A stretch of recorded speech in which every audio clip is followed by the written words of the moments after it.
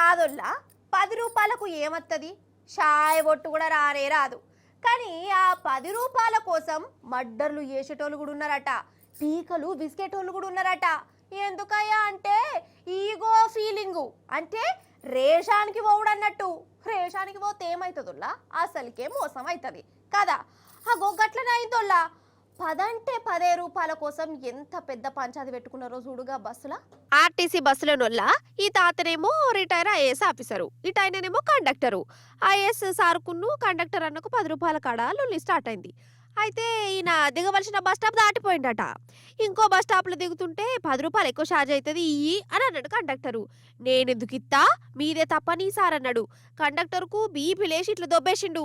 ఇక ఈ సార్కు కూడా బీపీ లేచింది. నన్నే నూకెత్తవా అని దౌడ పొంట ఒకటి తరిచిండు. అటెనక చూడు కండక్టర్ ఏం చేసిండు. अरे कोई 100-200 रुपए वाली बात ही 10 रुपए दे दो। अरे 100-200 10 रुपए नहीं, एक पैसा नहीं दूंगा। गलत लाया मेरे को, उतारे क्यों नहीं? नहीं उतरी और हाथ नहीं लगा, देखो मैं मार दूंगा, मार दूंगा। जैसे प्यार से बोल रहा हूँ, प्यार से बोल रहा हूँ। मेरे देगा अंकल यार, मेरे देगा गिलास में देगा, मेरे देगा तेरा क्यों है?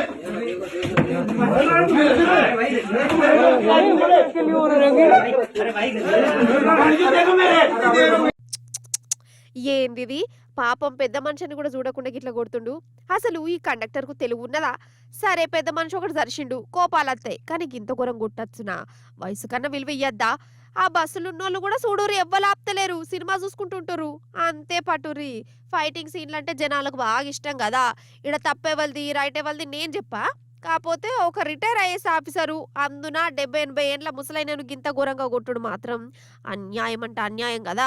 ఆయన మనుషులకి ఎందుకు గింత కోపాలు కావచ్చు? అసలు జరా చెప్పేదేదో మెల్లగా చెప్తే అయిపోతుంది కదా, కథకు నవడెత్తు అన్నట్టు. ఇది మన కాడ జరగలేదోల్లా. మన కండక్టర్లు మంచోలే. గా రాజస్థాన్ రాష్ట్రం జైపూర్లోనట.